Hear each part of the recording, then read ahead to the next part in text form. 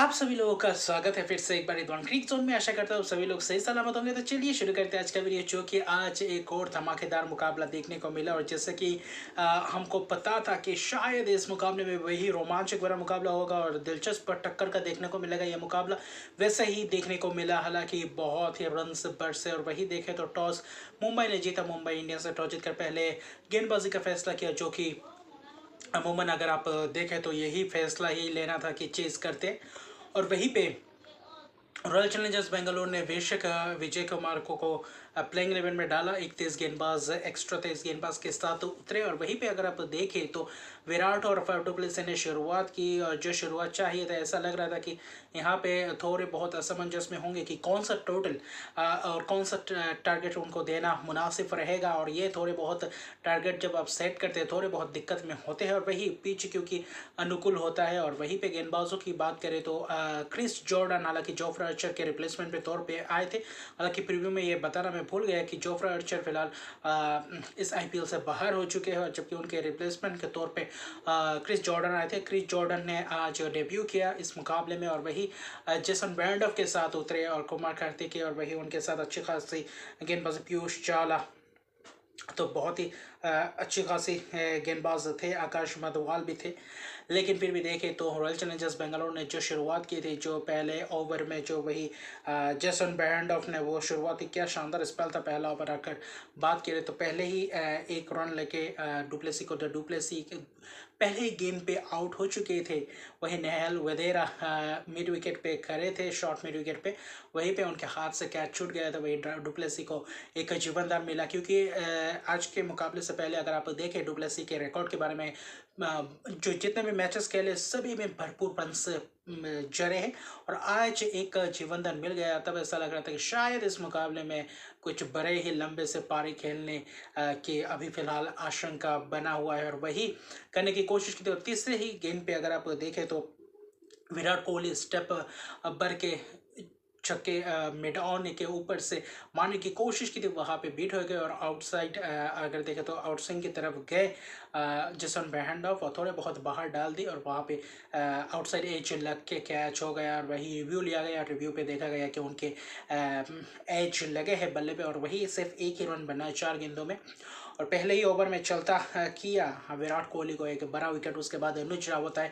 अनुज रावत भी आज अजीबो गरीब शॉट लगाने गए थे, और वहीं पे अपना भी विकेट दे बैठे। अगर आप देखें तो वेंडॉफ ने तीसरे ही ओवर में एक और विकेट चुके, और पावर प्ले के अंदर अंदर 2 विकेट गंवा गए थे। और उसके बाद आए थे मैक्सवेल और डुप्लेसी के बीच उस तीसरे ओवर के बाद जो शुरुआत की, बेहतरीन अंदाज से सभी गेंदबाजों के ऊपर टूट पड़े। चावला की अगर बात करें, वही क्रिस ग्रीन की अगर बात करें तो थोड़े बहुत टूट पड़े थे अगर आप गेंदबाजों के ऊपर देखें तो। और वही बल्लेबाजों के लिए पूरी तरीके से अनुकूल थी बल्लेबाजी। इस पिच में अच्छे खासी रन्स आ रहे थे और आए भी थे। अगर आप देखें तो डुप्लेसी मानो एकदम से बहुत ही आसानी से गेंद को पिक कर रहे थे। स्पिनर्सों को, तेज गेंदबाजों को बहुत ही लंबे लंबे शॉट्स लगा रहे थे, चौके चक्कों में डील कर रहे थे। और दोनों के बीच बहुत ही बेहतरीन पार्टनरशिप हुई। और जब तक फाफ डु प्लेसी और मैक्सवेल थे, अलग ही अंदाज में खेलते हुए दिखाई दिए। और एक वक्त ऐसा लग रहा था कि 10 ओवर के बाद अगर देखें तो 100 के ऊपर पार कर चुके थे। ऐसा लग रहा था कि जैसा कि विकेट खेल रहा था वैसा दोनों ही बल्लेबाज पूरी तरीके से लय में थे। और वहीं पे लग रहा था कि आज शायद 220-25 तक पहुंच सकते हैं उस वक्त, जहां पे डुप्लेसी और मैक्सवेल मौजूद थे क्रीज पे। और दोनों के बीच बेहतरीन पार्टनरशिप हुई। केवल 64 गेंदों में अगर आप देखें तो 120 रन का पार्टनरशिप, जो कि एक महत्वपूर्ण पारी थी। और केवल केवल 13वें ओवर के अंदर ही मैक्सवेल का विकेट गया, जो शॉट लगाने गए थे। अगर आप मैक्सवेल की बात करें तो बैरन के गेंद में, और वहीं पे कॉट आउट हो गए। नेहल वगैरह के हाथों में कैच दे बैठे थे, जहाँ पे 68 रन की पारी के लिए सिर्फ और सिर्फ 33 गेंदों में 4 छक्के और 8 चौकों की मदद से 200 के ऊपर से स्ट्राइक रेट से खेली। और ये पारी बहुत ही महत्वपूर्ण पारी थी, क्योंकि तीनों बल्लेबाजों में से किसी दो का चलना बहुत ही ज़रूरी था। आज फाफ डु प्लेसिस और मैक्सवेल का चलना बहुत ही ज़रूरी था। जिस वक्त अगर देखें तो पहले ही अगर पावर प्ले में आप 2 विकेट चटका जाते तब और बहुत संभालने में समय लगता है। वहीं पे वो पार्टनरशिप बहुत से क्रूशियल हो गई थी। और उस वक्त ऐसा लग रहा था कि ये पारी बहुत ही लंबा जाएगा। आने वाले जो बल्लेबाज है पूरी तरीके से रन्स बटोरने को देखेंगे। अगर आप पावर प्ले की बात करें, पावर प्ले में अगर आप देखें तो 56 रन बनाए थे, लेकिन मिडिल ओवर्स में अगर बात करें तो 96 रन जोड़े, जबकि 15 ओवर तक 152 तक पहुंच गए थे और अच्छी खासी बल्लेबाजी कर रहे थे। और वहीं पे अगर आप देखें तो उसके बाद के ओवर में अगर अगर आप देखें तो मैक्सवेल के ओवर के बाद तुरंत बाद ही लोमरोड को कमाल करते कि ने बहुत ही शानदार तरीके से वो बोल्ड कर दिए। वही थोड़े बहुत कट शॉट खेलने की कोशिश की, वहाँ पे बोल्ड कर दिए। उसके बाद दिनेश कार्तिक आज थोड़ा बहुत तबीयत अच्छा नहीं था और वही बल्लेबाजी करने हैं, लेकिन आज अच्छी खासी लय में देखे उस वक्त डुप्लेसी के साथ थोड़े बहुत मदद करने की कोशिश की और डुप्लेसी भी तुरंत बाद मैक्सवेल के जाने के बाद लोम रोड, उसके बाद देखें तो डुप्लेसी लगातार 3 ओवर में 3 विकेट गए और वहीं पे थोड़े बहुत रन गति में कम हो गया था, जबकि डुप्लेसी को भी चलता किया कैमेरून ग्रीन को बीच में ओवर डालने के लिए एक स्पेल के लिए लाया था और वही कारगर साबित हो गए। और विष्णु विनोद ने खूबसूरत अंदाज से कैच पकड़ा, शॉट फाइन लेग पे खड़े थे, वहाँ पे थोड़े बहुत फंबल छूट ही गया था करीब करीब, और जो लेफ्ट शॉट खेलने की कोशिश की थी डुप्लेसी ने, और वहाँ पे जाके आखिरी तीसरे अटैम्प्ट में जाकर कैच पकड़े और थोड़े बहुत प्रेशर में थे, लेकिन कप्तानी पारी रही 41 गेंदों में 65 रन की पारी।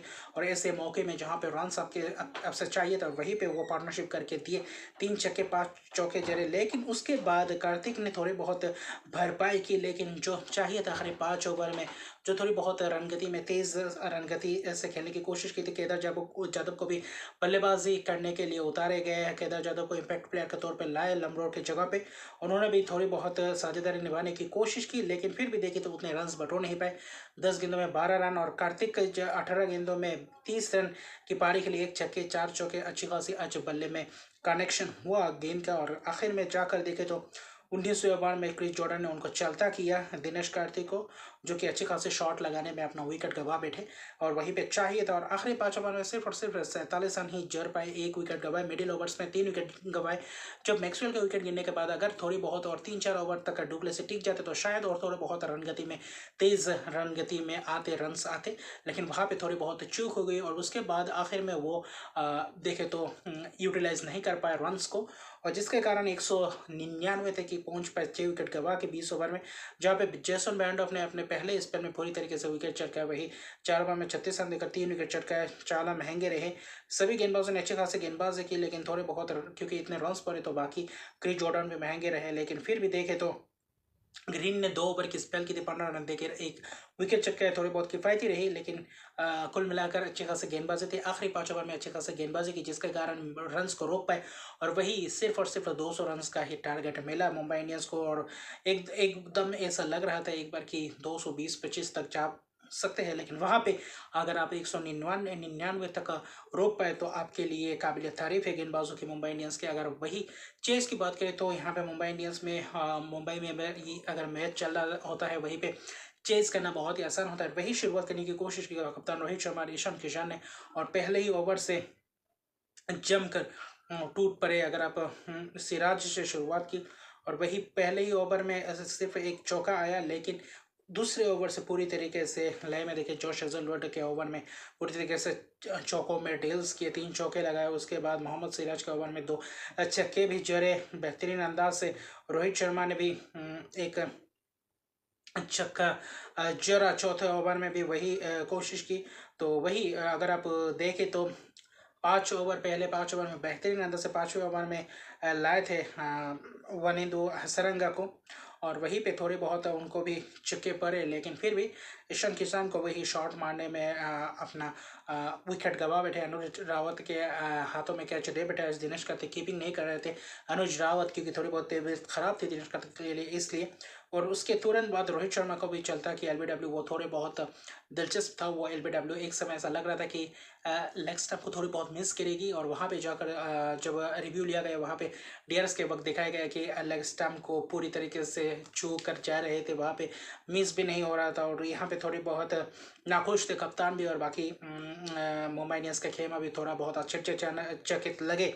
लेकिन ईशान किशन से जो पारी की उम्मीद थी 21 गेंदों में 42, जहाँ पे 4 छक्के 4 चौके लगाए, बेहतरीन अंदाज से शुरुआत करके दिया था। और वही 5वें ओवर में जो 2 विकेट आए थे, एकदम से ऐसा लग रहा था कि शायद यहाँ पे थोड़े बहुत अगर एक आध विकेट यहाँ पे बीच में गिरते हैं तो थोड़ी बहुत मुश्किलात में आ सकती है मुंबई इंडियंस की टीम। और वही अगर 5वें ओवर को छोड़ दे तो अक्षर की पार्टनरशिप थी पहले विकेट की अगर बात करें तो, और पावर प्ले में 62 रन जोड़े, जबकि सूर्य कुमार यादव आए उसके बाद नेहल वधेरा के साथ जो साझेदारी निभाए और वहां से पूरी तरीके से मोमेंटम को शिफ्ट करके गए। और वो जो 7वें ओवर से पूरी तरीके से पावर प्ले के बाद जो शुरुआत की भरपूर तरीके से रन गति को बढ़ाने की कोशिश की, 10 के करीब रन रेट चाहिए तो वहां से पूरी तरीके से मेंटेन करने की कोशिश की। सूर्य कुमार आज पूरी तरीके से अलग ही अंदाज में दिखे, जैसे कि सूर्य कुमार यादव के बल्ले से अमूमन हम देखते हुए आए हैं, जैसे कि वो बल्लेबाजी करते हैं पूरी तरीके से स्काई वाला वो बल्लेबाजी था, पूरी तरीके से फ्लेक था, वही